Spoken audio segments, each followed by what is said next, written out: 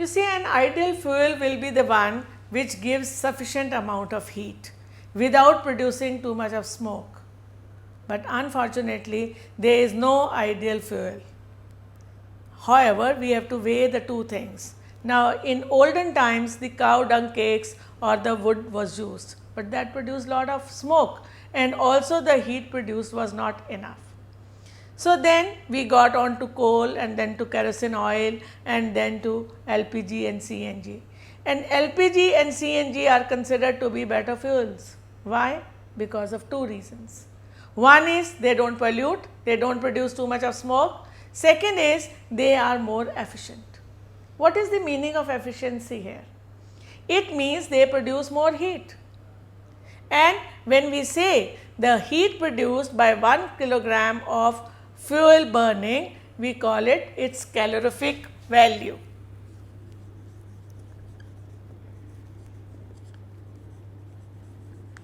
So, the calorific value of a substance is the amount of heat released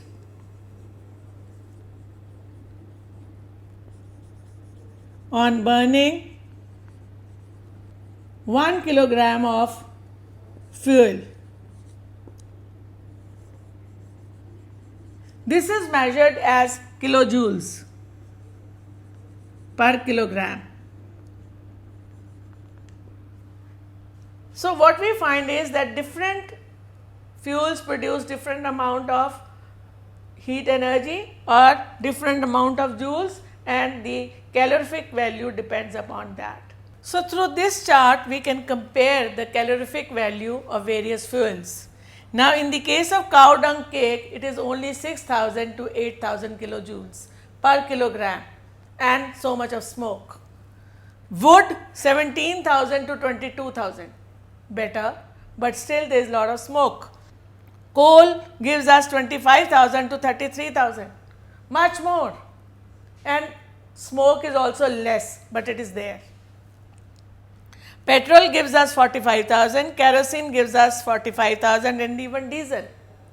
But in the case of methane and CNG, it is 50,000 kilojoules, and in case of LPG, it is 55,000 liquefied petroleum gas, which is what most of the houses, at least in the cities, are using.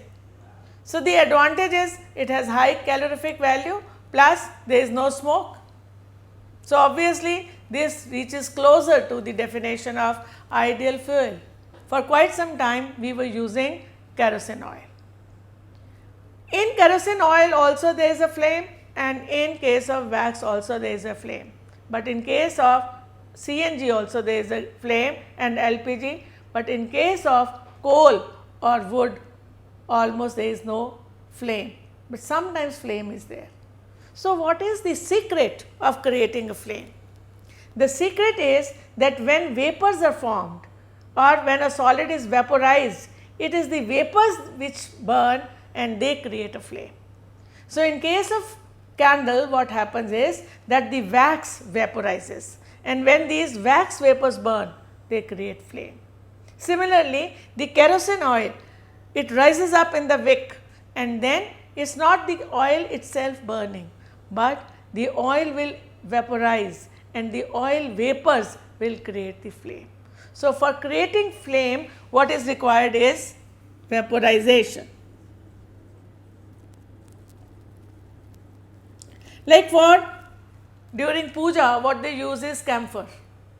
Camphor is a volatile substance. It is a solid which directly changes into gas, and as a result it can catch fire very easily.